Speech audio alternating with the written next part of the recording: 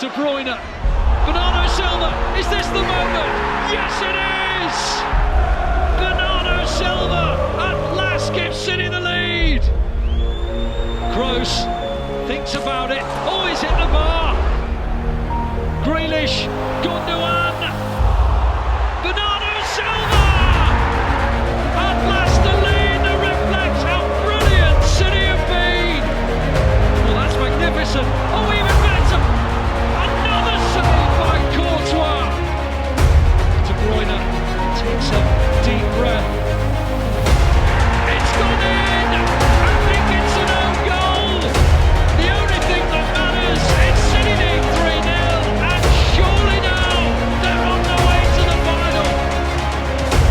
Mahrez, Foden, Alvarez, get your passports ready, book your flights. We're going to Istanbul for the final. The holders have been swept away, and City are ready to pounce.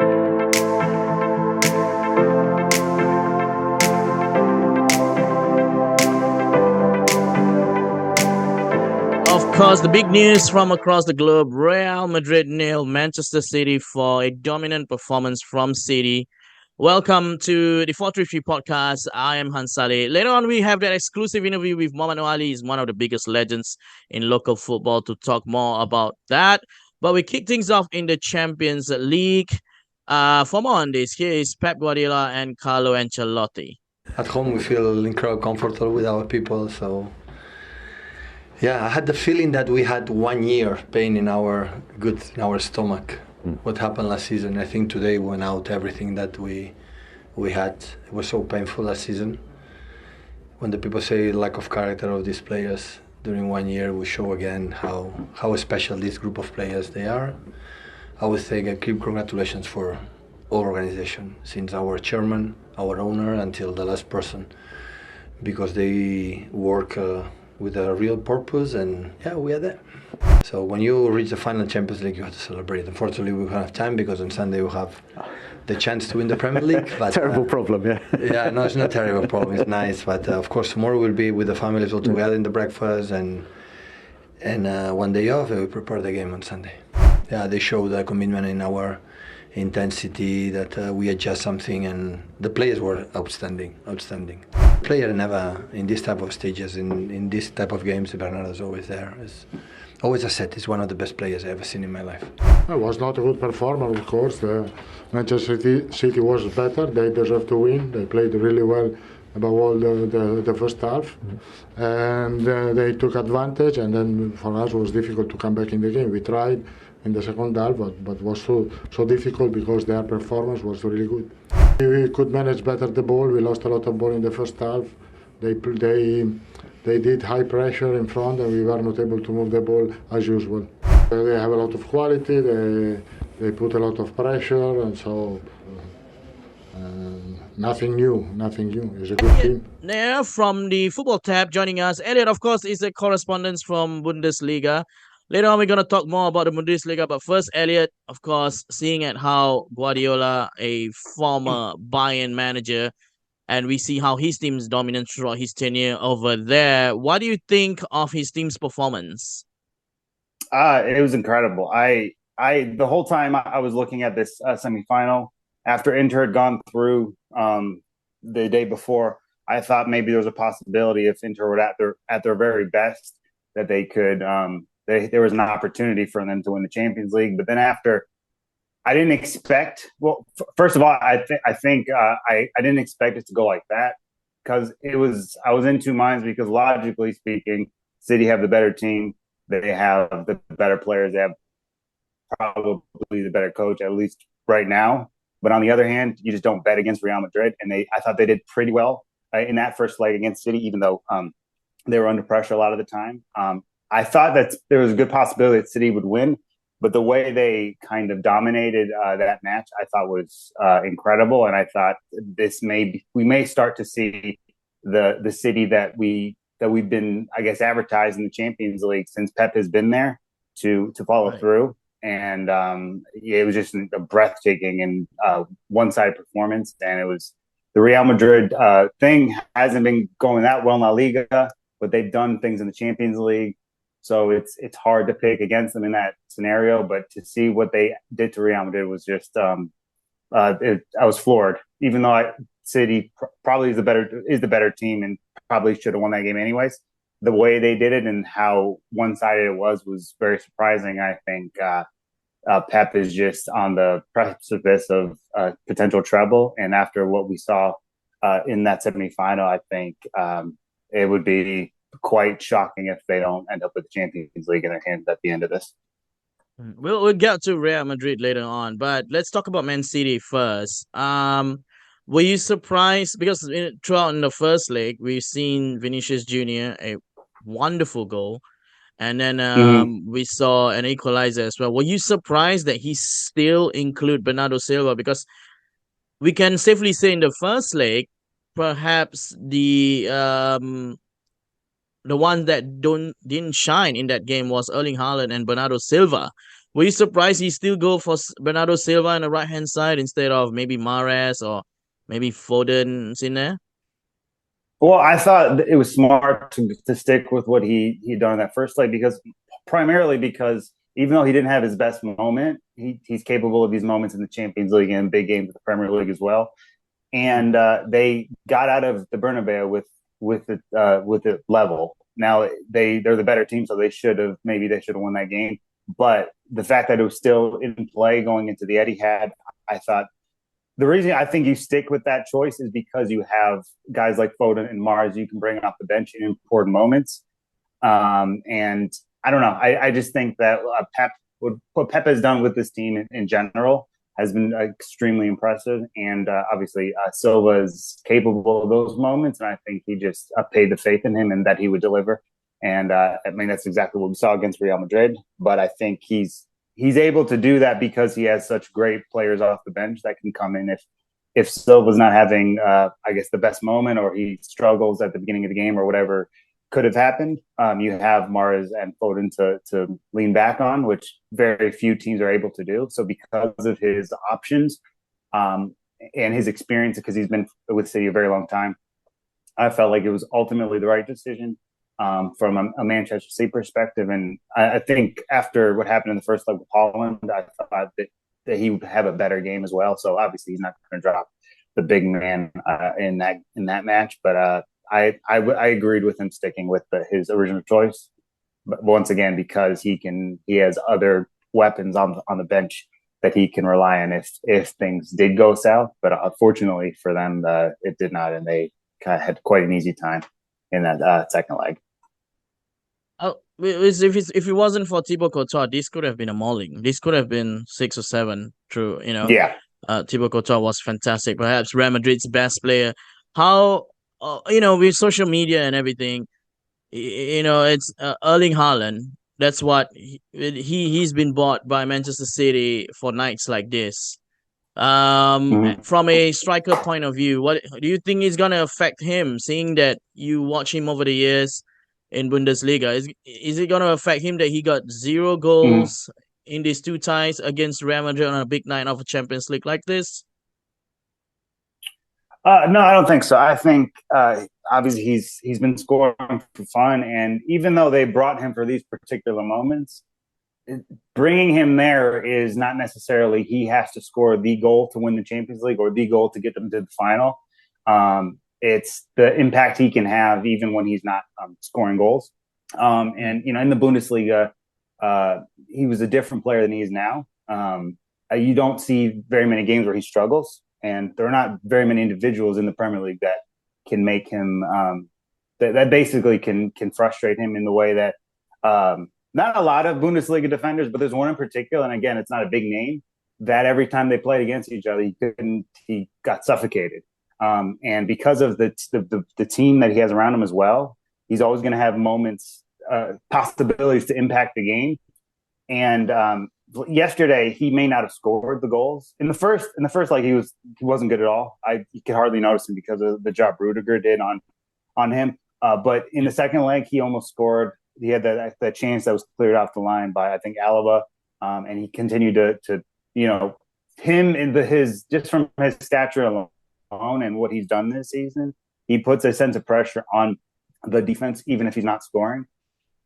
So I don't think it necessarily has to be whether or not he scores goals or assists goals or whatever it is.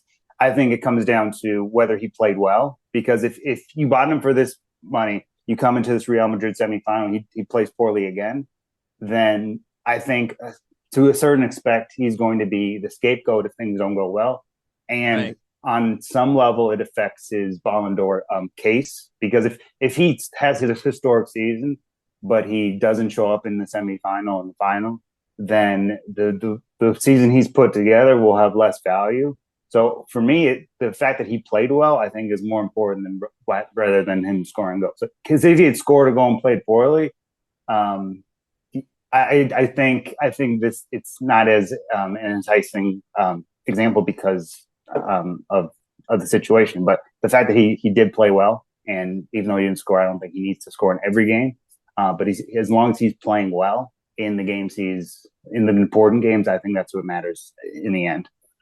Who stands out for you, Elliot, of the Manchester City ranks for tonight's game? I mean, last night's game. Sorry, it's last night from my time. Silva, obviously, because of his 2 goals and his performance. But I thought that that the defense did a good job on the Real Madrid athletes. I know that is it really though? Because there were times that it's very very Sorry, say again. Is it really the defense though? Because there were times that it's very walkable. Like, there were times that Real Madrid just don't know what to do. Yeah, I guess that's a good point. Defense, yeah. Maybe the defense isn't the most highlighting thing. It's hard to pick out 1 or 2 individuals from that whole thing because they seemed flawless from start to finish. I think in the first 15 minutes, Real Madrid had like 10% possession or something like that. But I just, when I watch Man City, I'm in awe of their entire squad and what they can bring to the table and what they have off the bench. I mean, it's easy to say the big names, but I also I like a lot of the components they have in midfield, and I think they play beautiful football and they win a lot. And I think last night or the other night, I don't remember what it was. They were just so fed up with coming short in the biggest moment in regards to the Champions League, and that's the one that everyone's expecting out of them because it was what was expected from Man City when Pep arrived and started making the changes and the way they dominated under his leadership, at least during this era, whatever you want to call it. And because everyone's going to point to not winning the Champions League if they fail to do so. And the whole point of bringing Holland to Manchester was to win the Champions League. So if they don't win the Champions League, it's not a failure, but it's a disappointment on top of the huge disappointment from last season. So for me, I just think I'm in awe of them being able to overcome that sort of adversity and doing it. And again, beating Real Madrid 1-0 would have been great, but the way they decapitated them was just very. It was just awesome to see, and it was very impressive because I expected them to possibly win the game, but not in the way that they did it. I thought was just, it was just incredible. The City side is one of the best I think we've seen in the Premier League era. I'm sure there are some Premier League experts that would know better than me, but when there are certain teams I watch the Premier League, I enjoy it, but I don't how do I phrase this? I don't find it as entertaining as some of the Bundesliga stuff I see on a regular basis. And the only reason I bring this up is there are certain individuals in that City team which will drag me to watch I watch the big games, but if it's like Man City against Burnley, I may not tune in for that one on a regular basis. But there are certain players in that team and how fun they are to watch that drags me to watch certain City games just because of what Pep has created there. And I think they're just a really great side and one of the best I've seen in England, at least in the last 10, 20 years. So I think just generally the way City are built and the way the Pep has taken his style that he kind of adopted from Cruyff. Right. then goes to Barcelona, does what he does at Barcelona. Then he goes to Bayern Munich. And then, I mean, it was wild because he was just crushing everybody in Germany at that time. And then comes to City, and I knew he would have success, but the level he's actually had success there with I don't know, it's going to be 4-5 Premier Leagues in 6 years or something like that. Right. He's been so dominant that people have to change the criteria for what a farmers league is, because it used to be just teams that win all the time. That means the league is bad. But now that we're seeing the success and how dominant they've been, they're starting to change the definition, because the definition that they've had in the past is the Juventus and Bayern example, which is a true perception of all that. But I just think it highlights how dominant they've been, because the Premier League saying was anybody can beat anyone, which I guess is technically true.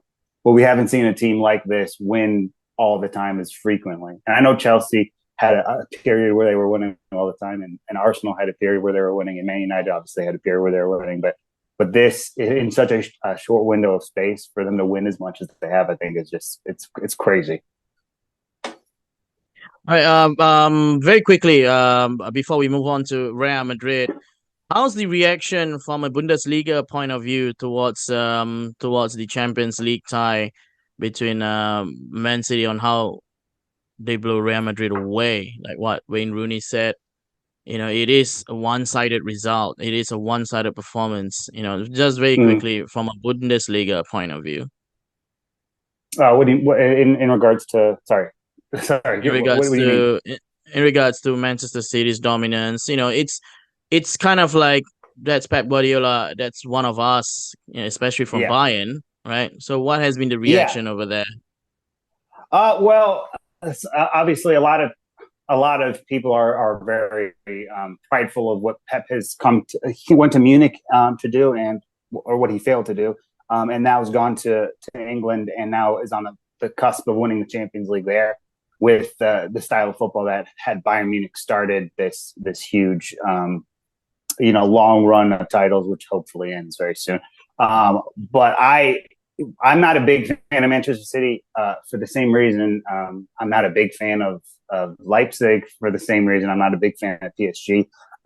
But in the sense of what he's done from Bayern and the way he's taken it to England is amazing. Now, some people that I talk to don't like Pep Guardiola, don't like Man City, partly because they knocked out Bayern. That's a part of it. The other part of it is supporting clubs that Pep's Bayern has, I guess, had bad memories on facing that side. And so it just depends. There's a collection of perspectives on that.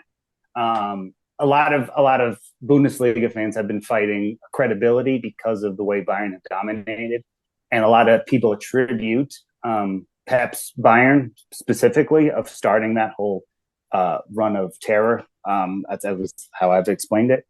But then there's also the part where, from afar, you can appreciate what he had done at Bayern, and now he goes to City and is able to do it again. I just think it's. Again, City's not my favorite team, but I can appreciate from a Bundesliga perspective what he's done and the way he's continued to mainly it's because the football they thrive play, there, right? and right. It's one of those things where you don't like them, but you secretly have to give it to them. Yeah, exactly, and I think that style of play is very important to people in the Bundesliga circles. We don't want to see a goalless draw, even if it's competitive. We want goals. We want, and that doesn't mean that we don't have great defenders. It's just the style of German teams are very attacking minded, where the defense presses, and you have like left backs and right backs with 12, 13 goal contributions a season, stuff like that. So from an entertainment standpoint, it's I don't have to love City. The thing is, I don't really have a huge problem with anybody in England. I don't really like Liverpool, but generally come on, speaking, Eddie, we don't have to know that. We don't have to know. Generally speaking, right. I hear you. Right. Generally speaking, I don't have a huge preference, but again, if Liverpool win the Premier League, I'm not upset either. Let's talk about Real Madrid, Elliot. As we know, they was far off with Barcelona and in the sorry, not Bundesliga, in La Liga. Hmm. Some of the performance we seen it coming this season. Some of the performance, the loss against Villarreal, Real Betis, suffering against Girona. We've seen it coming from this performance, but we all always think that Real Madrid always tend to turn up in big nights of Champions League. But now they have been literally been spanked by Manchester City. Is this the last season for Carlo Ancelotti for Real Madrid? It could. I don't know. I think because he's been so successful there, um, he earns himself a year longer than he maybe deserves. But I think it just depends on what He's got a 1 year left on what his contract. yeah, 1 year. I mean, sorry. So it depends on what Real Madrid's fan base values, and I don't know enough, but I think the fact that they were so poor in the league and they weren't able to achieve their goals, it was because they could fall back on the Champions League, and that's why some of the criticism in his direction maybe at the time was unjustified. But now that they've not lost the La Liga, but they weren't even in the title race. I think they're below Atletico at the moment, who finished bottom of their Champions League group. Not a great side this season. And then, at least to my knowledge, and then in the Champions League, they were doing well, and that was the thing they could hang their entire season on the fact that they were going to potentially make it to another final. Obviously, they've had some low moments, but then they had the moment at Liverpool where they went two goals down at Anfield and managed to still win 5-2. They handled their business kind of throughout the knockout stage, and I thought they did very well in that first leg. I think mistakes were made, and that's why the second leg was what it is now. But I think the fact that they failed to get the job done in the league, they failed in the Champions League. They won the Copa del Rey, though, right? Is that right? Right. I'm not sure. Osasuna. Okay, Yeah. so they got a trophy out of it, and for maybe other fans, that would be still a fairly acceptable season. But Real Madrid, because they're so successful, have deflated expectations of their club. So it's like if they don't win the Champions League or the league, it's a failure. So based on the expectations and the pressure on that job, I wouldn't be surprised if they part ways, only because of they expect to win everything all the time, and when they fail to do so, that's what happens. Because I think last time he was in the job, they went trophies list and he was sacked. And that was like a year after winning the Champions League. So I wouldn't get rid of him unless you can guarantee you can find someone better, or at least at that level. And I don't know how many guys like that are out there available for Real Madrid. But they're kind of there in their right to ask that question, just because, not because they got knocked out of the Champions League, but it's the way they did it. The 4-0 thing is it's embarrassing, especially for a club like that. And I know in the past they've lost big score lines, but that was to a prime Barcelona. But at this point, it's difficult. And I think that's partly why the Jude Bellingham thing is such a hot button issue for them, and that's why they're trying to make that happen, because they want to still have a stable future. But this, I think, for Real Madrid's expectations, been a failure. I wouldn't personally get rid of him unless you can find someone better, but I would not be surprised if he's not there at the end of the season.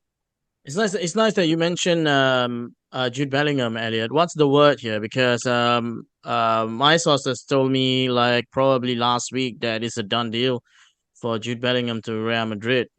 Looking at Jude Bellingham and how he plays in the Bundesliga, is he a good fit for this Real Madrid team?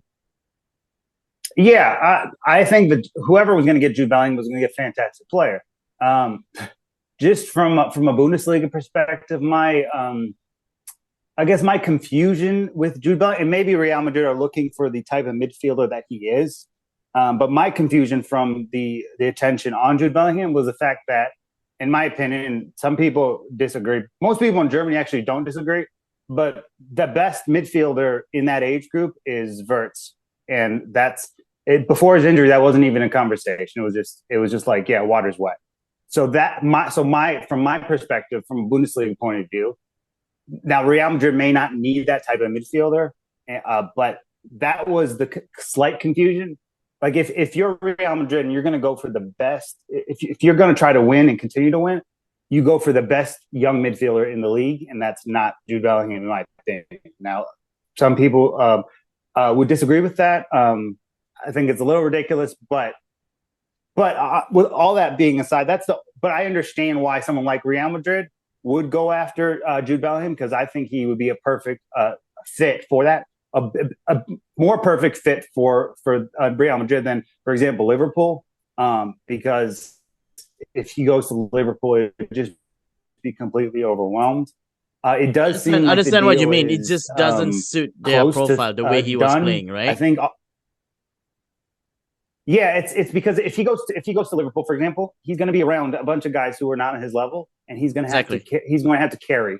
And I think he's capable of that, but he's used to being in a midfield with someone like Julian Brandt, who, in my opinion, is the Bundesliga player of the season. So he's used to, not to say that he can't do it on his own, but he's used to have at least one or two guys next to him that are very good.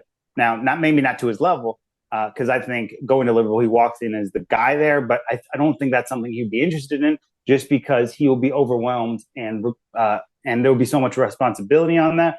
Where Real Madrid, you have Valverde, you have Tchouameni, you have Camavinga. I don't know if he's gonna go to left back permanently, but you have a multitude of options there. And with Modric and Kroos getting on the older side, they need a young midfielder to go in there. And so for Real Madrid, that makes more sense. Just the overall perception around Bellingham was the only reason I kind of not pushed back, but why I was a little confused is he was being targeted in the sense of there are other midfielders at his age group that not just me, but there are plenty of people that believe are better. But for Real Madrid, Jude Bellingham is the obvious choice of the three top young midfielders, under 21, under 19 midfielders in the Bundesliga. So for the fit, I think it's perfect.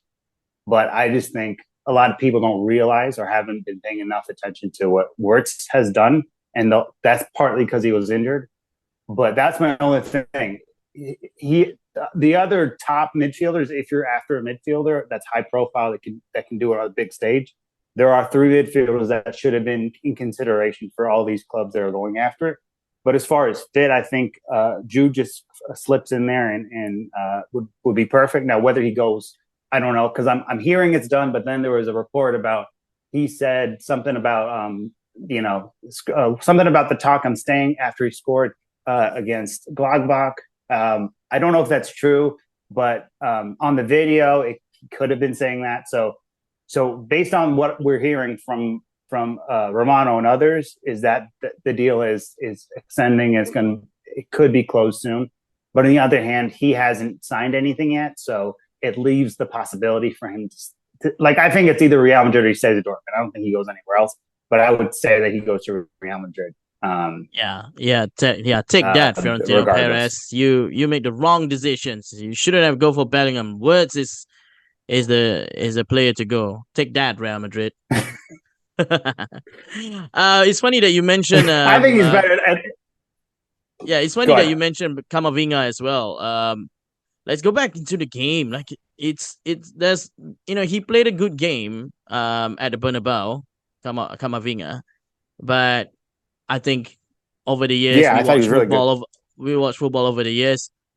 As good as you were from midfield transforming into a defensive aspects of it, is that the downfall for tonight, seeing as Camavinga at left back? Because if you look at both goals, Bernardo Silva just have like a playground of space over at the left back. You won't see that if he's playing against, I don't know, Marcelo or even Alejandro Balde from Barcelona, or even Philipp Lahm, you know what I mean? Like it just goes to shows that one game against Man City, which you drew at the Bernabeu, doesn't define how much of a good player you are when you transform into a new position. I think personally for me, it's the biggest plot hole in the match tonight. Did you think so? Kamavinga at left back. He seemed. I mean, again in the first leg, he looked brilliant. I'm like, wait a minute, because my thing is Wirtz is youngsters. He's number one. And let's see if anyone else wants to join the conversation. After that first game, I'm like, wait a minute, he's a lot better than I thought he was. And then in the second game, it's the total opposite, where it's not that he's bad, but he was just overwhelmed by the responsibility of the defensive aspect of that position. And this is partly why I prefer personally a left back or a right back that is capable of doing both. I would rather take a B plus attacking minded left back than a plus whatever that doesn't contribute on the other side, because you have to kind of do both. And we've seen some players over the years in this season who've done both. But a lot of it's just become such an attacking position. Yeah, but when Elliot, it comes down to when you need. Yeah, sorry, Elliot. Yeah, but the thing is, I understand where you're going, but the thing is, for Carlo Ancelotti and his issue with Kamavinga, that he has options. Yeah. We know Rudiger on how well he did against at the Bernabeu against Erling Haaland, right? And David Alaba, he can play at left back. You know, it just makes so much sense to have a defensive fullback at left back against Man City. Yeah, and then put Rudiger and Militao at center half. Yeah, no, I completely agree. My point was just because he's still establishing himself at that position, he was overwhelmed by what he had to deal with. Where the first leg he had a little bit more success, he was able to go forward and he assist the winning goal.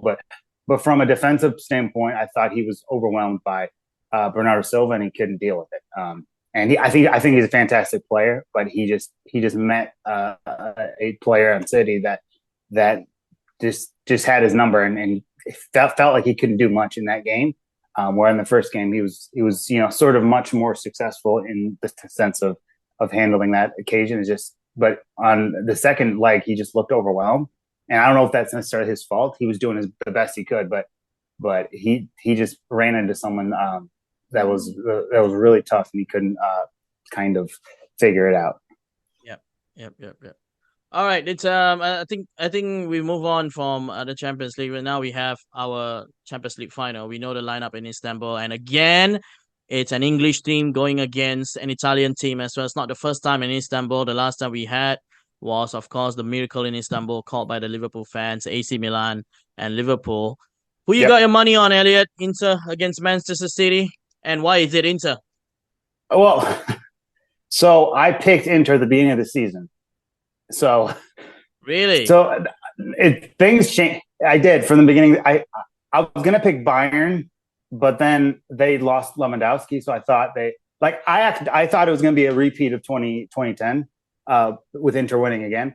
But the only reason I didn't pick Bayern is because they just lost Robert Lewandowski. So because they lost him, I thought that Inter were going to transition well. And in the league, they finally kind of got it together now, but they really struggled at the beginning of the season. But in the Champions League, they performed well. So you're telling me Inter's going to win the final? I think they can, but after the Man City Real Madrid game, I'm kind of leaning City just because if they did that against Real Madrid, against what they have there, I think they can do it against Inter. I don't think they'll get humiliated. I think Inter have a chance. And I think, again, my whole argument about Inter and why they have a chance is at their best. If they're the best version of themselves, they could beat City. But I've only seen the best version of Inter maybe 4 or 5 times this season. Are they going to put it together for the final? And I think the key is Lautaro Martinez. He needs to be absolutely on fire. I know he's had a lot of criticism lately, but he's primarily the main reason that Inter remained in the race to get the Champions League. But he needs a game. I think Lukaku needs to kind of turn back the clock to 20, whatever it was when he was banging goals there for Inter. He's turned it on well. And then Barella. I think the keys are Barella, Lautaro, and who's ever next to Lautaro. If those three can get. I think it just depends. Yeah, go on. Go ahead. The reason I think they have a chance is when Man City pushes forward and Inter regains possession, and they're basically on the verge of putting together a counterattack. On a counterattack, I think they can get City. They can beat City in terms of score against them. The question is the rest of it, how they're going to deal with Holland, how they're going to deal with De Bruyne in the middle. I think they can win, but I think City probably are going to win it. But again, I'll still pick Inter because I picked them at the beginning, and I think it'll be like 2-1 or 3-2, regardless of who wins. But I'm not particularly fond of Inter, but I do think they have a chance because of, I mean, when they're at their best, they're incredible. The thing is, the for question me, is, will they be at their best in the final? And I think that depends. Go ahead. yeah, the thing is, for me, is Inter is one of those teams that play with two strikers these days football. So when you play with two strikers, right, you sacrifice one guy in the midfield, and we know Manchester City. Of course, we know from top to bottom, Manchester City. You know, they can come from you at anywhere. The thing is, for me, is that midfield compound of Barella, Mkhitaryan, and who's the other guy?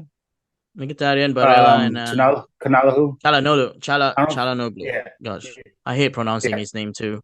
Çalhanoğlu, right? Yeah. So so the thing is, for me, pound for pound, they are good players. They are good players for sure. Yeah. But we are talking about, they look world class against Milan, who can't even get a breath against Tottenham, who is like the worst team in the world this season. You know what I mean? Yeah. So and Milan that's terrible. the thing. Yeah, that's the thing for me. It's like, if you're gonna play your two strikers or probably a 37-year-old Edin Dzeko in there, that midfield, that's gonna be the deciding factor of the final. So I don't know, man. I think this could be one of those, like, but of course we know when it comes to Italian teams, and of course a one-off game, we saw that happen against Chelsea. Yeah, that's the reason. Ago. If this was a semifinal, I would pick City without question. It's because it's one game. I think, the question I have for myself is, can they put a great performance on that one night to beat City? I think it's possible, because City, while they're the better team, they don't have the pedigree in this competition yet.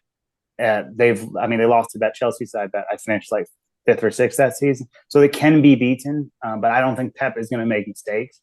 That's why Inter have to be perfect. And the midfield is concerned, but also the defense. The defense is good, but Iserbi starting a Champions League final against Holland, I think, is a disaster class waiting to happen, because even though he has qualities, he's slow, and you need some sort of, if you're slow, you have to be physically very powerful. You need to be a physical defender to handle someone like Holland. Now, there's one guy who's not physical that has handled him in the Bundesliga for a couple of years, but he's extremely intelligent and he's quick. So if you're not quick, you have to be physical, and he's not either of those things. And that's where, like, if Holland gets a chance and it's him and Holland, it's he's going to score. The other part of the defense for Inter, I think, are good enough. It is just the centerpiece of the back three that I'm worried about, and Inter doesn't have another choice to put someone else there. So Iserbi is going to be starting the Champions League final, and that's, from an Inter perspective, that's where the midfield is an issue, but that's my biggest concern. Because I think it's just a thing they have to deal with. I think that if Inter are going to win this, they're going to have to make it like an end-to-end game, because I don't think they can win it like a 1-0 or something like that, or a low-scoring game. It's if they're going to win, I think it's going to have to be a high-scoring game where Barella and Lautaro in particular are just amazing. I mean, in all honesty, Man City should win, and probably will win. But I don't think they'll get blown out, though. Elliot, here's the stats for you. Pep Guardiola has only lost one final in a cup competition in the last 8 years. So I think your odds are very good if you are picking Inter. Yeah. well, the thing is, if Inter don't win, it doesn't bother me because, again, normally I wouldn't cheer for Inter, but I Wow. kind of want an Italian team to That's a win big it. statement, though. You Well, better get ready on your DMs. I don't do the thing where, if it's an Italian team, so I'm going to support them. I support teams in Serie A that I like. I don't support teams that I don't like. So if it was, so I normally don't like Inter, but because I've just become the defender of Lautaro Martinez, I kind of want him to have the last laugh over these guys crucifying him for a miss he had 6 months ago. And I don't know. I still like they got liabilities, but when they're at their best, they're such a fun team. So I think it would be great for Italian football getting some respect back on their name. Yeah. But again, City are monstrous, and again, I think the fact that they had to go through Bayern Munich and Real Madrid to make the final. I know Bayern Munich screwed themselves by what they did before that, but it's still an elite team, one of the best teams, at least going into that.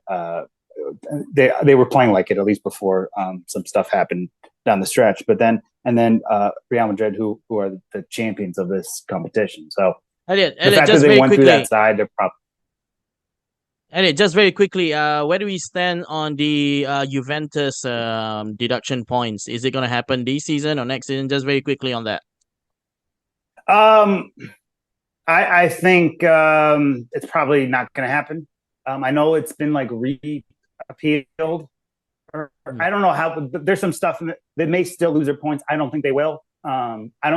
I don't exactly understand what they did. So for that reason, if I can't understand what they did based on the information that I'm given, I would guess that it doesn't stand. But if it's been proven that they did something they're not supposed to do, then they'll get the negative points. But the fact that they gave them back makes me think that it's probably not going to be taken away. Okay. All right. That's good stuff from Elliot there on the Champions League. So remember here, folks, if you're tuning in, Elliot is picking Inter Milan to win against Manchester City 5-0. He just said it. I heard that off the air. He said it. This weekend we'll see Bundesliga action. The title race hots up between Bayern Munich and Borussia Dortmund. Augsburg entertained Borussia Dortmund, and of course the big one, FC Bayern Munich clash with RB Leipzig. Both Bayern and Dortmund separated by 1 point at the top. For more on this, we'll still got Elliot Van there with us. Elliot, I guess my question is, we finally have a race in the Bundesliga. Am I right to say that? Yeah, I think so. I think that I know it's in Bayern's control, but their next 2 games are not easy. They have lost points from the 2 games that they're going to play in these next 2 weeks. They drew to Leipzig, and then they almost lost to Cologne. Kimmich scored a goal from midfield in the 90th minute. So they almost lost both of those games. So I think those are both tough. I think if you're under the impression that you don't want Bayern to win again, I think you got to go all in on Leipzig this weekend, because I think that's the one. If they beat Leipzig, I think Dortmund are in trouble. If they draw, I think Dortmund will still have a chance here. And again, I think Augsburg's not going to do. I don't think Augsburg's going to really do anything to Dortmund. I think Dortmund get to take care of Augsburg easily. I do think going to Mainz last game of the season for Dortmund is not as easy as it may appear. They're not in good form, Mainz, but they are. It is not an easy place to go and get results. But I think Cologne and Leipzig, I think they can drop points in both of those games. But I think Leipzig need to at least get a point, and I think they're capable of it. Their performances this weekend against Bremen did not give me that much encouragement on them to do it, because I thought they did not play that well, and they had to wait until the 90th something minute to win it. But I do think that I think Leipzig will get something from this game, and I think it will be up to Dortmund to win that last game of the season. And I'm trying to put my faith in a team that I've often put my faith in, and it has often not come off for me.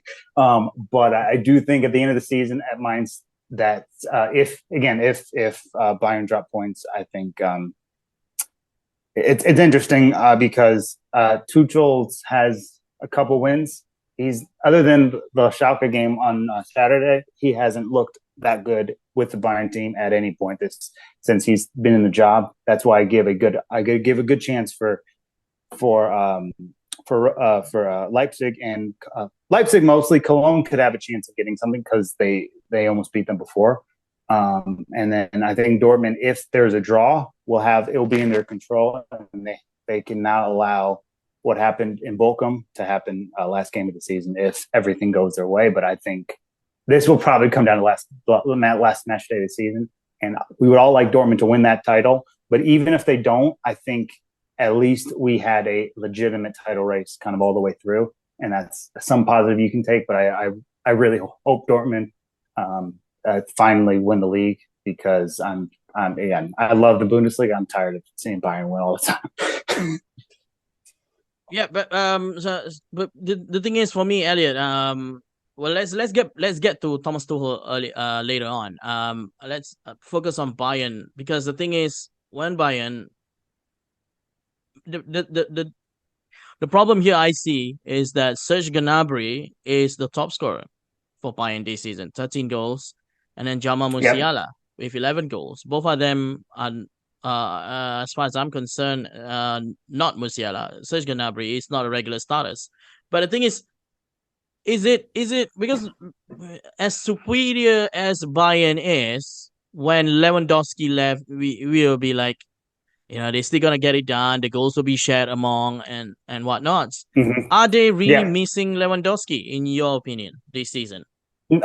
No, and they weren't before Nagelsmann got sacked.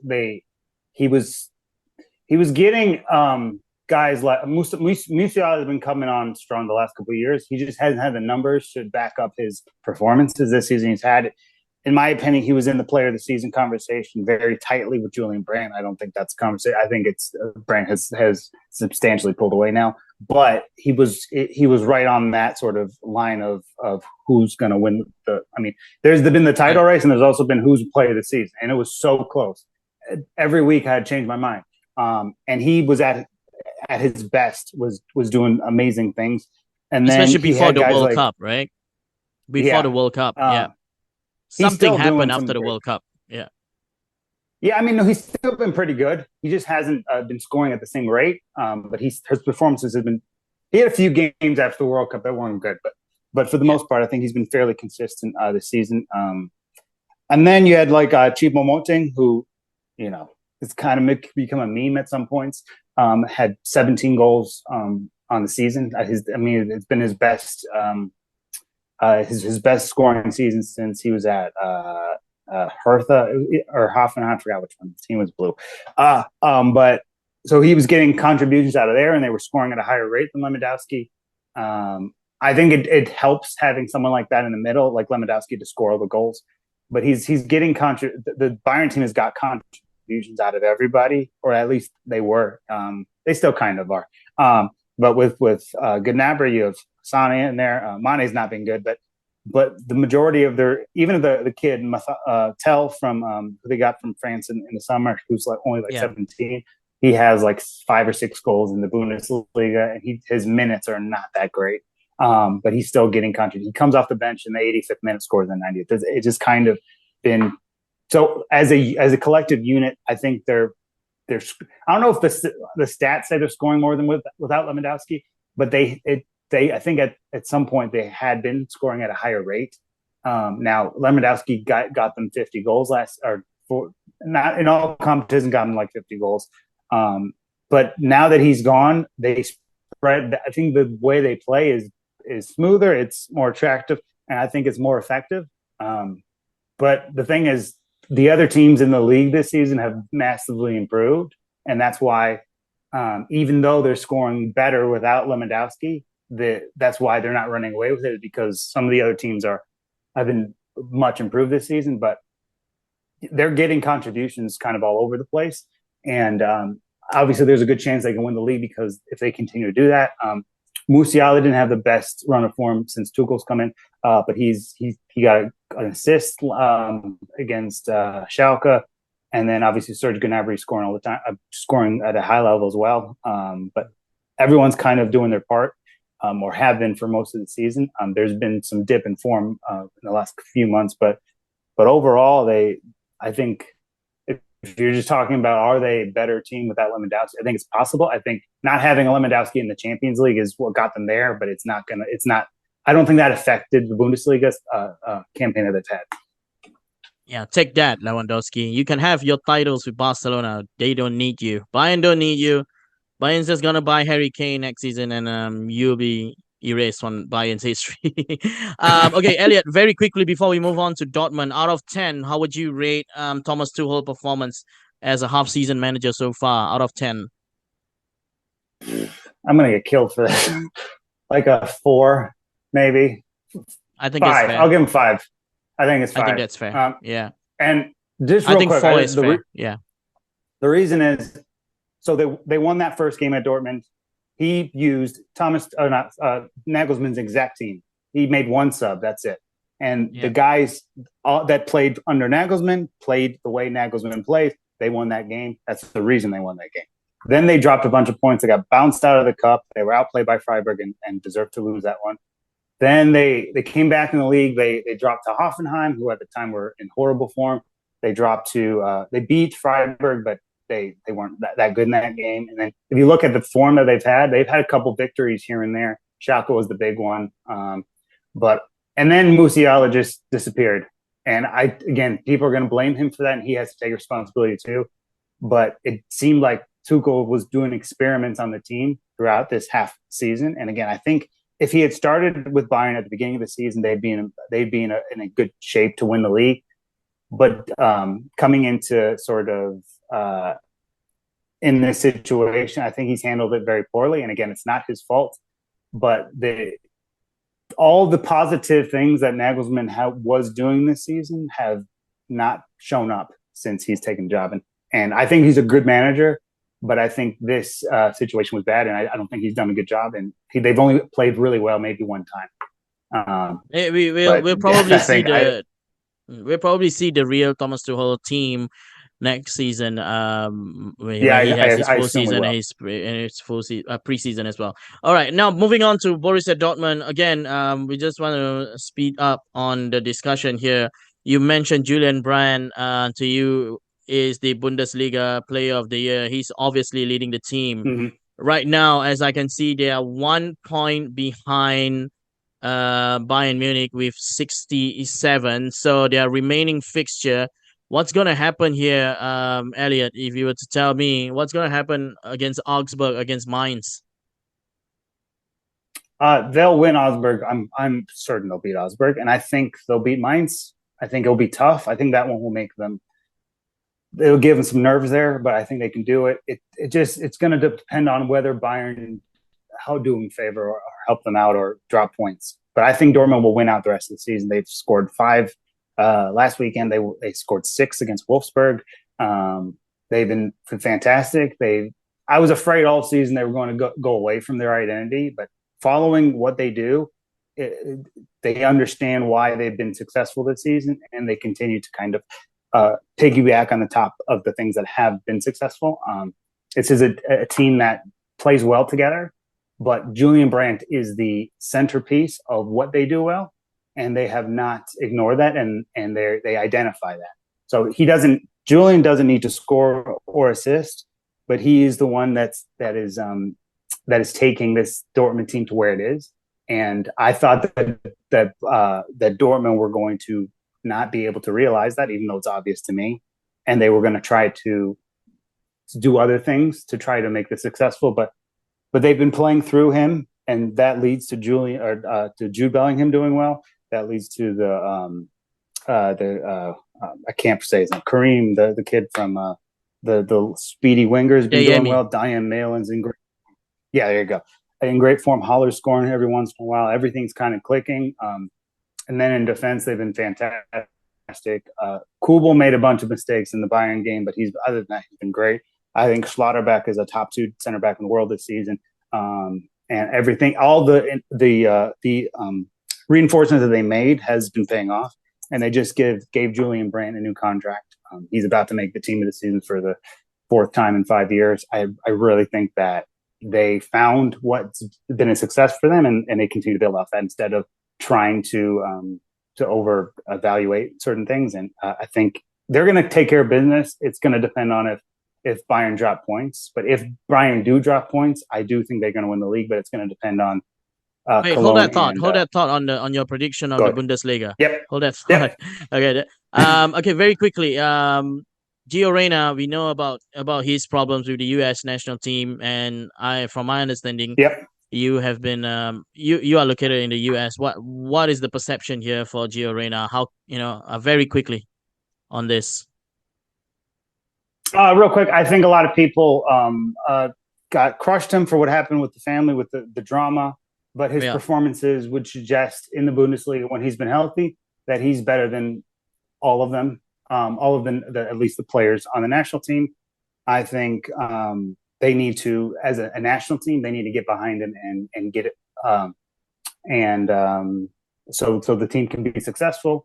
If you continue to, and this might be a hot topic, but if you continue to make it about Pulisic this, Pulisic that, you're the only place you're going to go is out of the group stage immediately. So they need to find a vocal point of the team, and I think that's Reyna, that's McKinney, that's Adams.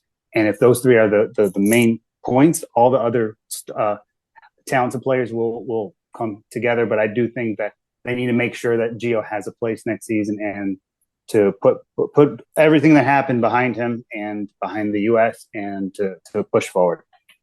All right, Elliot. Before we go, final thoughts. One word from you. Who's going to win the Bundesliga? Dortmund. Wow. Borussia Dortmund. Yeah, which is it's no, you can't reason. You already said Dortmund. I say Dortmund, but I am a big fan of their biggest rival, Schalke. So it feels weird for me to be let's go Dortmund. But okay. I don't have a Bundesliga team. I like Wolfsburg and Schalke. Those are my teams I like, and there's a few teams I like watching. But I don't have one that's my team. But I cheer. A long time I've always liked Schalke. So Dortmund winning the league I'm okay with it this season. But next season, let's have someone else do it, as long as it's not Bayern. As long as it's not Bayern, that's been the perception. All right, Elliot, it's been great talking to you, having you on our show for the first time. Thank you for having me. If you guys want more on Bundesliga actions, the football tab _11 on Instagram, and there's a link in bio on all their episodes. One of them hosted by Alien Bandner. Elliot, thank you very much. This has been a very well chatted program for you and the Bundesliga, and we'll keep in touch. And we'll keep in touch on football on our DMs. Pointed, I think he was aiming somewhere else with that kick. Singapore crowding out the middle of the park, but can see possession chance here. Hakimi plays it square, little tee up. Mukairi helps it on. Oh, that's a nice finish. Sadavanan, the man brought into the starting lineup today with what is a very, very accomplished finish. Get into the byline, puts a cross in, it's a decent ball, free header, back across bar, goal, and that's textbook. Absolute textbook from Hakimi. Oh, he's in again here. He's clean through. Has the pace, Sadavanan. Has got another one, so he's gone joint top of the goal scoring list in just one game. A chance here. There it is, number 7. My man decided to go himself.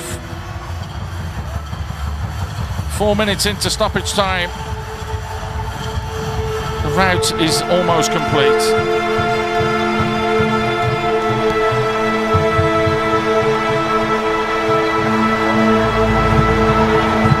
Well, it's the biggest scoreline since the 2019 edition, where Thailand put 7 past Brunei.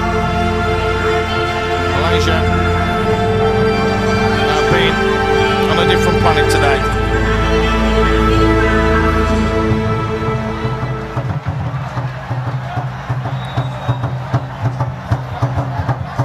Noor Ali, welcome to the show. I hope I will not give away any fanboying face during the interview here.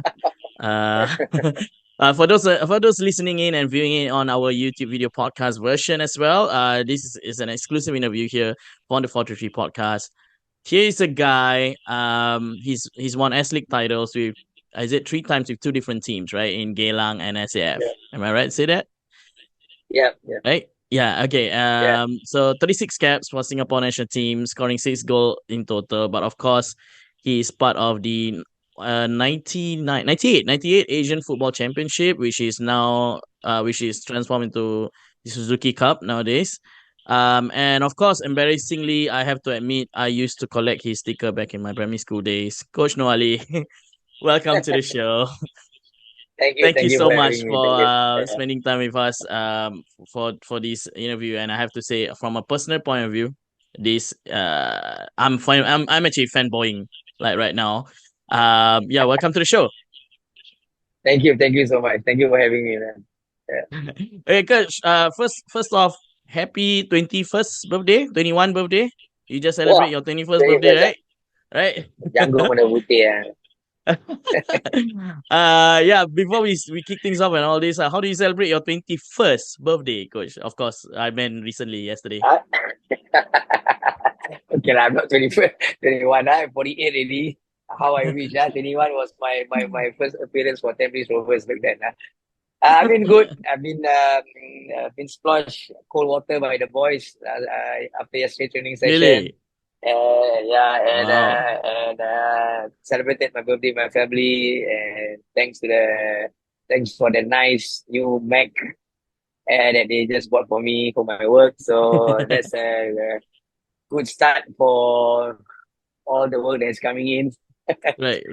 So It's been good. yeah, Been good. Yeah. it's nice to see you doing well as well. I heard about your heart problems back in 2016, and No, it last looks year. like yeah. Oh, last year. Sorry. Okay.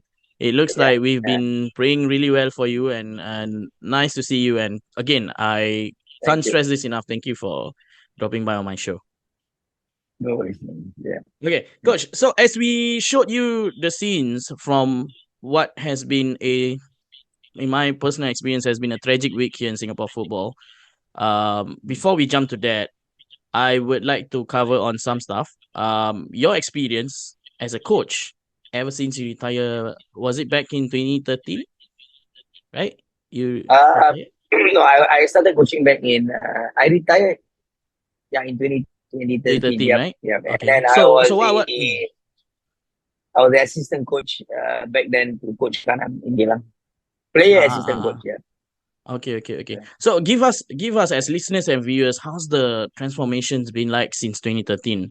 From, just give a gist of it, like from your coach, from retiring, and then I assume you take your coaching license and stuff like that. So give us a gist of it, of how's it been like ever since you hang out your boots in 2013.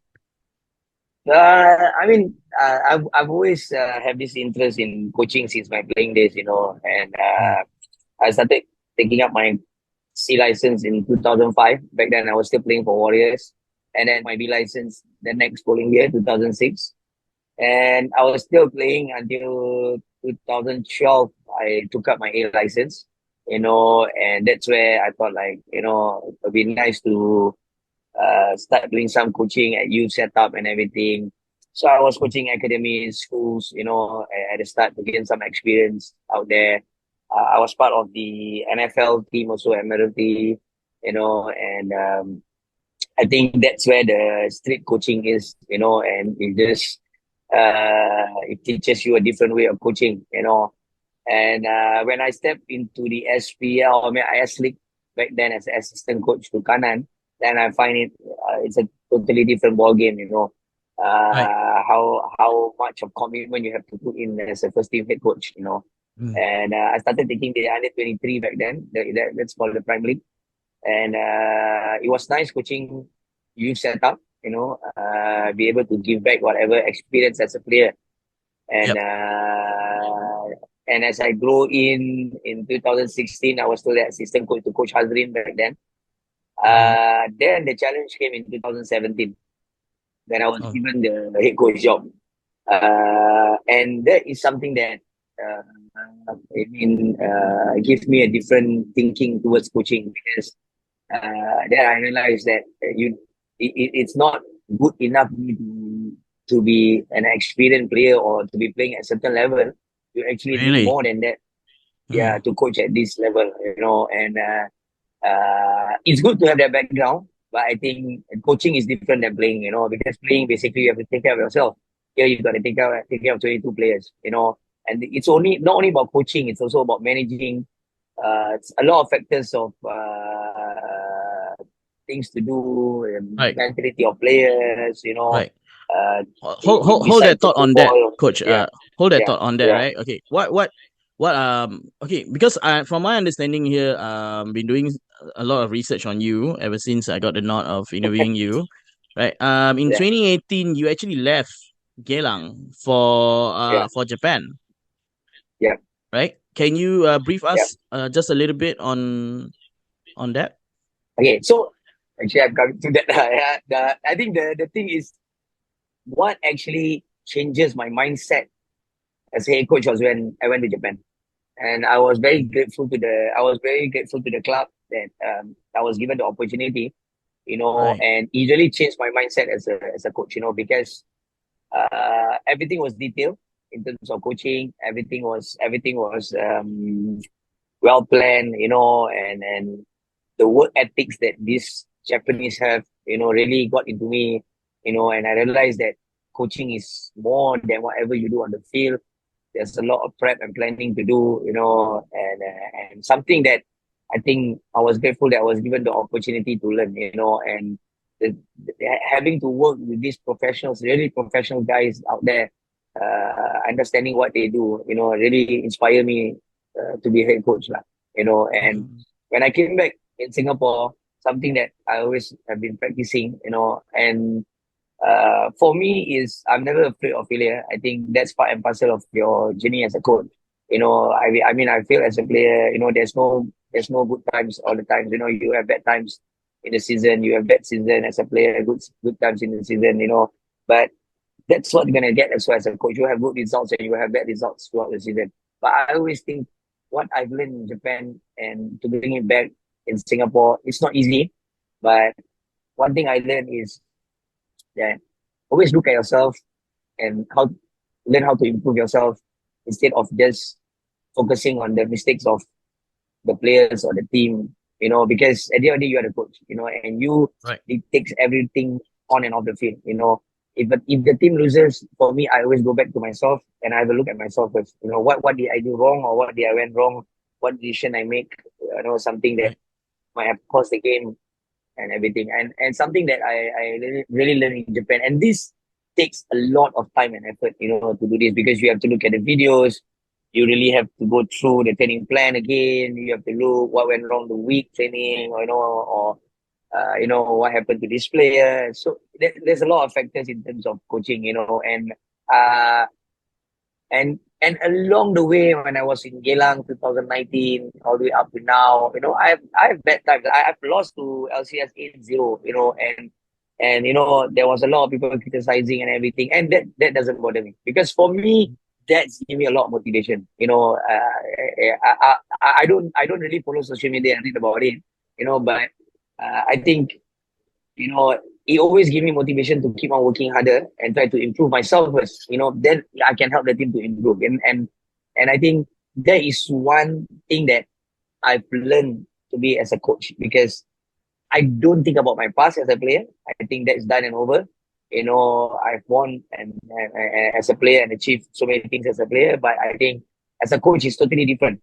So what experience I have as a player, I might pass it down what I've went through or experience as a player, but as a coach, it's a totally different thing, because there's a lot of factors as a coach that you need to focus on, to because you don't only have the results that you want. It's also helping these boys to develop to be better person, and also to build a career for them, and you have to make them believe that they can actually turn their life around. So and this is very important for me, and I always believed it because I don't come from a very, uh, I would say, a rich background, or Right. maybe a family that has, I can Right. retire Mm, and take over my father's mm, business.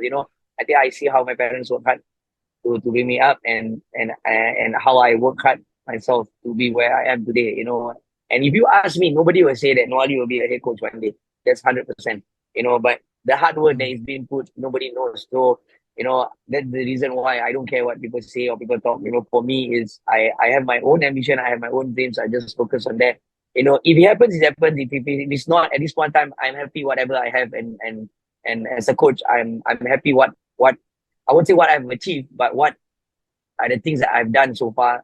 I'm happy, and there's more to learn to improve myself. I'm young as a coach, because I played until 38. So definitely it was not an easy process from a player to a coach, but it has been an enjoying one. Yeah. So glad that you mentioned a lot of stuff there. Social media. You also mentioned just now about asking what helping the players to turn into a better person. I pick up on that one because the thing is, right, it's just a very nice segue into our next question is the culture of football right now and versus the culture of football when you were playing, right? Fans, social media affecting players mentally. I mean, like recently we heard about Harry Maguire being very disturbed too much on social media about comments on him. I believe during your time, it's not like that. After a game, if it lost and win, maybe you guys will talk about it so much. But now, am I right to say in the locker room, after a game, immediately went straight to the phone, social media, this and that, and it's if so help me if they lost terribly. I'm not even referring to the Singapore men's national team here. But if they lost terribly, does it affect them for culture of football now versus then, coach?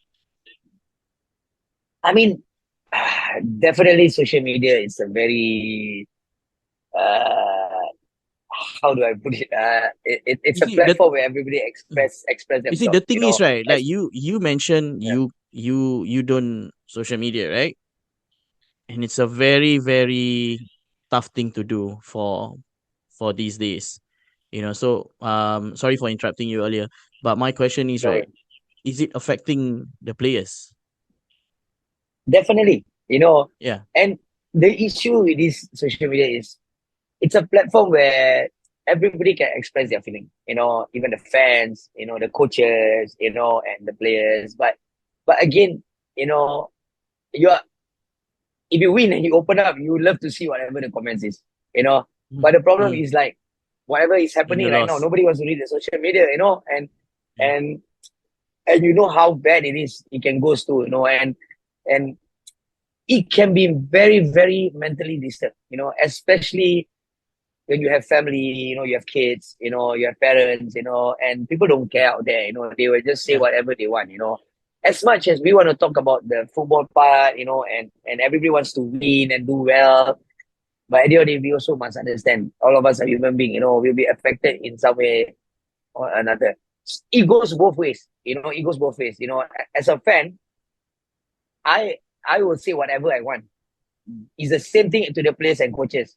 The difference is we are professionals and we must be careful with whatever we say, because the message that we send out, you know, it can be, once it's onto the social media, it can be one sentence can be a lot of meaning, everybody can Exactly. assume anything with that one sentence. It says So rating. Yeah.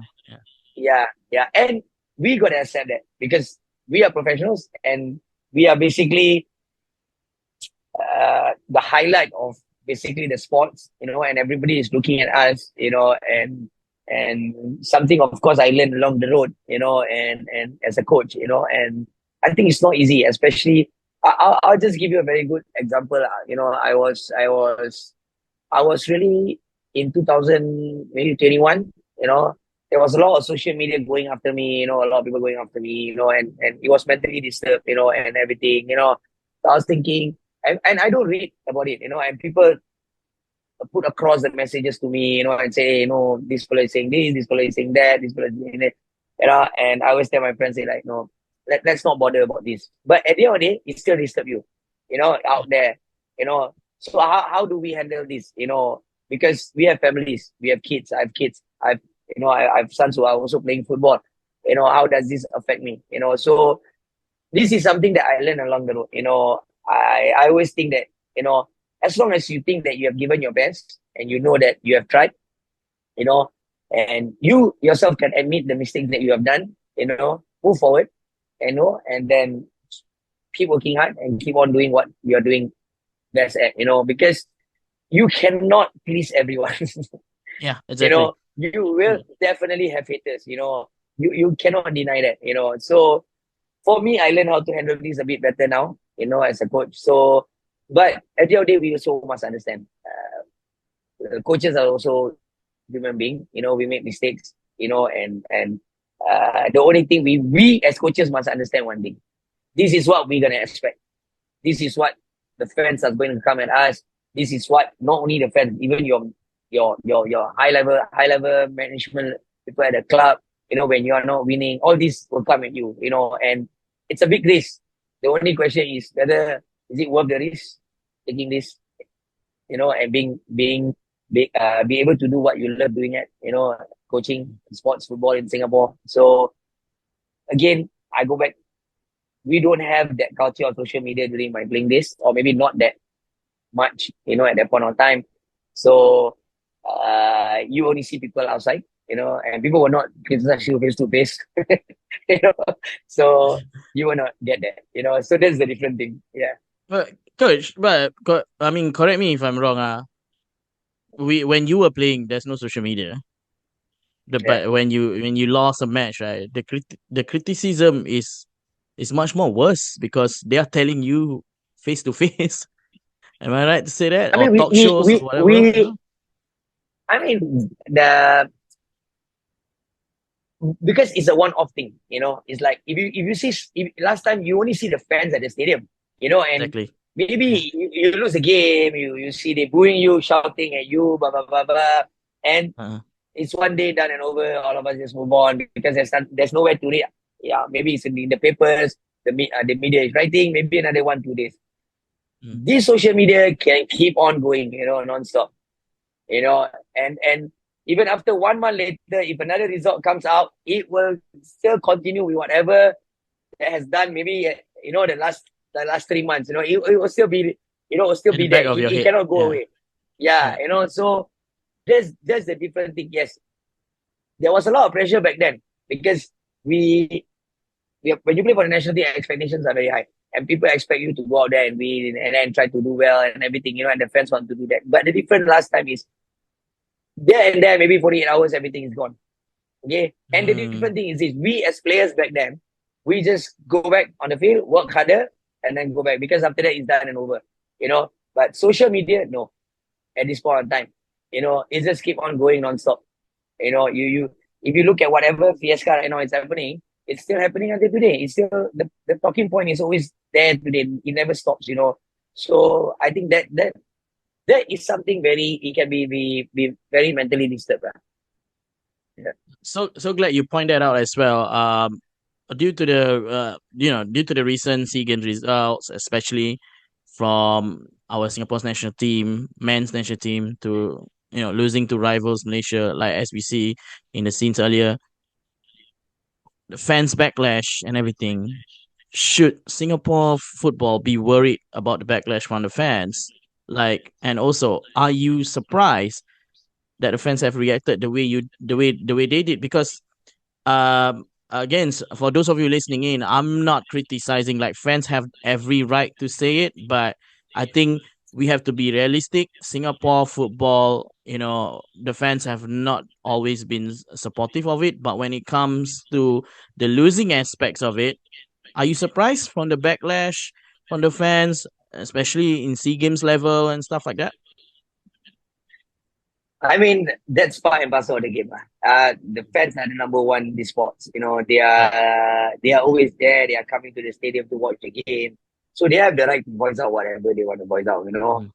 it's we are like I said again, we are professionals. If you want to read whatever article it is, then you basically have to accept it, because you will get some good comments when you win and you play good football, but if you lose, then you will get this kind of backlash. So it goes both ways, but that is why educating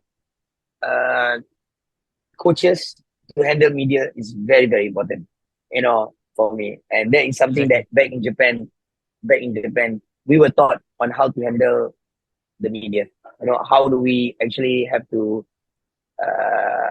when we lost a game or when we win a game, how do we talk with the media, how we handle the media? I mean, that's very, very important, and I'm not surprised with this backlash. I mean, during my time also, we get this, in terms in the papers and everything, and coaches comment, players comment. It's normal for us, we just read it and then we just brush it off and then we go on again, I think the fans have the right. They can say whatever they want, for us as professionals, we should not react. I think we should take the good pointers. If you want to read it, then you take the good pointers on what can be done better, and those points that you think is not relevant or not useful to improve Singapore football, then there's no point, looking at it and get angry with it, because I think why the fans are angry is because they care about Singapore football and they want the best, There's still for pride Singapore in football. that. Yeah. Correct. I mean, I'm a player before, as much as I go out there to watch it on TV or in the stadium, sometimes it can get frustrating because we are former players and we are in the system, but we are also coaches. We also understand, but I mean, this is my belief, I don't know about the rest of the coaches. At the end of the day, we are coaches. We take responsibility of anything, we cannot run away with that. That is, we are employed. We get paid by the club, or whatever organization you are in. We are supposed to go out there and do our best. If it's not our best or we are not good enough, then we just got to put out our hand and say, okay, maybe we are not good enough, lah. So I don't believe that we are that bad as a country. We have the talent, we have the players. We just need the right people to run the show. I would say we might not have the best facilities in terms of, we have the facilities, maybe not the best yet. Yeah. But I mean, if you are talking about facilities, we have enough fields. There's so many fields out there. There's so many, things that can be done. We are, we are one of the best, in Asia in terms of, as a country, so there's no reason that we cannot achieve what we want to achieve, but I think it's about putting the right things in places. So if we want to move forward from here, yeah. Coach Noor Ali, I also because you mentioned a lot about your playing days, right? Of course, some of our listeners, some of our viewers, looking back at Singapore's highest achievement. Can you give a gist of your memories and your achievement with the Singapore national team on what's it like, involved with the likes of legendary players like yourself, Fandi, Malik, right? Mr. Malik Awal. I'm not too sure whether you are in the same squad with Lim Tong Hai or not. But yeah, those are the players when I was watching Nazri, and one of my favorite players as well. So any stories to tell? Maybe just a gist of it lah. Yeah, I don't want to bother No your lah, I time mean, that like, much though. Yeah. no. But I think I'm very, very grateful in terms of my playing career, especially at the start. I was very, very lucky to have players like Fandi, Malik, Tong Hai, Kade, Steven Tan, and these are players that actually you look up to during your playing days, and you always have that, feeling that, I want to play for the national team, but you never think that one day you'll be playing with Fandi Ahmad, So Yeah. I think it was very nice. And these people they really motivate you, they really give you the aspect that, hey, you can do well, keep working hard, And it's nice to have this kind of senior players in the team. I think that's one thing that we really lack now. You know, Right. Yeah. we used to have, you know, when we were a young boy, when we watch football, we look at people like Fandi. We expect that header from him. We see Sundram, we want to see that magic in 1v1 with him. Yeah. You Yeah. see Malik, you want to see that, you know, that work rate, you know, every one of them have that specialty that you actually want to follow what they want to do. And we are not even, I'm not even, I was a big Man U fan, but I have never thought about, I want to follow rankings. I always wanted, to follow people like Sundram, Skills, Yeah. Yeah. and, Yeah. Yeah. Yeah. because Yes. it's Yes. local Correct. Yeah. context. We are talking about local Yeah. Yeah. context, Yeah. but that is what is lacking right now, Mm-mm. there's no, we cannot find even a strong flair player in the team which can actually entertain the Singapore national team when you watch, and somebody want to go down and watch, So I Again, think I don't want, I'm we don't very, very want, honest. Yeah. sorry, we don't want to, for those listening in, we don't want to distress that we are criticizing the newer batch. We're just saying that back then, there's people like me who look up to guys like you. But nowadays, because of there's too much program on football, which kids, they are looking up to European players instead. That's what you're saying, right? We are not saying Yeah, that they are yeah, not role yeah. models or No, no, whatever, no, no, right? no, It's no, just, no, no, yeah, no, it's no, just no, that that's no. how the way Well, it is back then.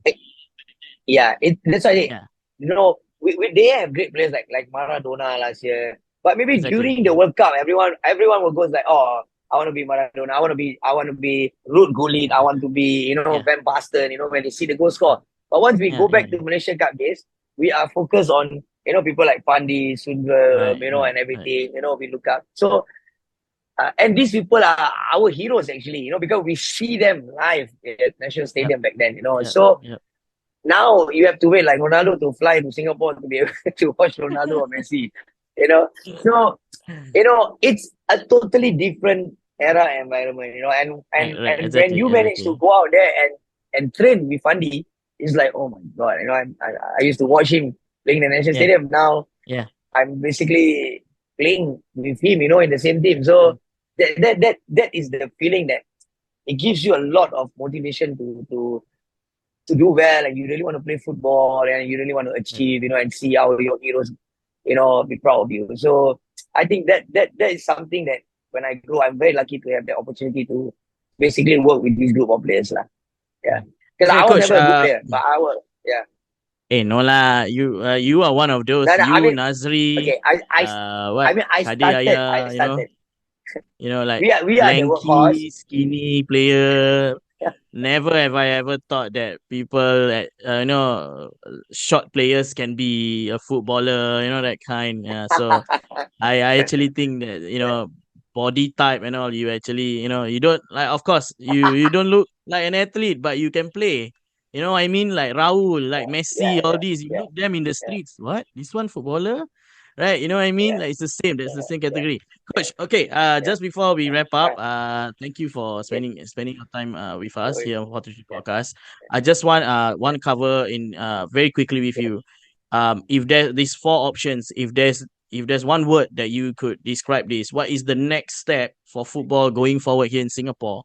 What can be done to take this country to at least to the next level? I'm gonna give you four. You can only pick one. Academies, culture, football philosophy, or identity.